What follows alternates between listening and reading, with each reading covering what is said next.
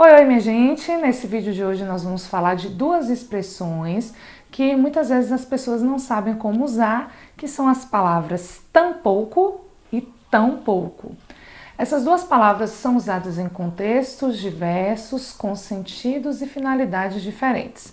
Então, primeiramente vamos falar do tampouco. Tampouco tem o sentido de também não, muito menos e pode ser utilizado num contexto como: não quero me chatear com a sua irmã, tampouco com você, que significaria não quero me chatear com sua irmã, muito menos com você. Então tem esse sentido de muito menos nesse contexto.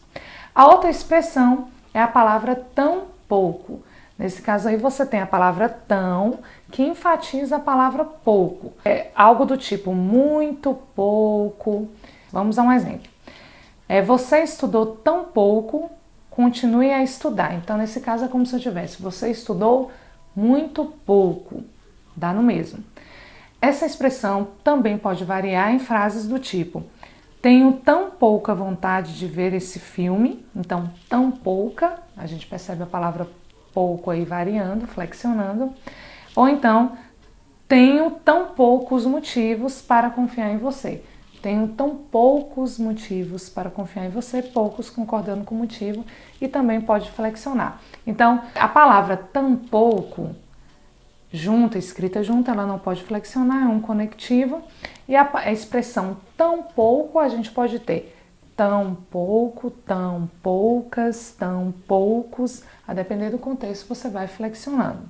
Vamos agora a algumas frases para você perceber se fica tranquilo agora aplicar as expressões tampouco e tão pouco. A primeira frase é: às vezes, para ajudar os outros é preciso... E aí, tampouco ou tão pouco? Segunda frase: se eu não consigo resolver esse problema, você... tampouco ou tão pouco? Meu filho é muito saudável, não bebe... tampouco fuma ou tampouco fuma? Dê uma pausa nesse vídeo, pense aí direitinho como você resolveria essas questões e nós já voltamos com a resolução.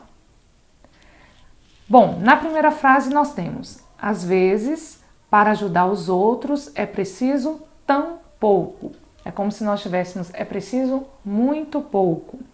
Na segunda frase: se eu não consigo resolver esse problema, você... tão pouco, ou seja, você muito menos. Então, nesse caso, nós escrevemos tão pouco. E a terceira frase: meu filho é muito saudável, não bebe, tampouco fuma, ou seja, não bebe, sequer fuma.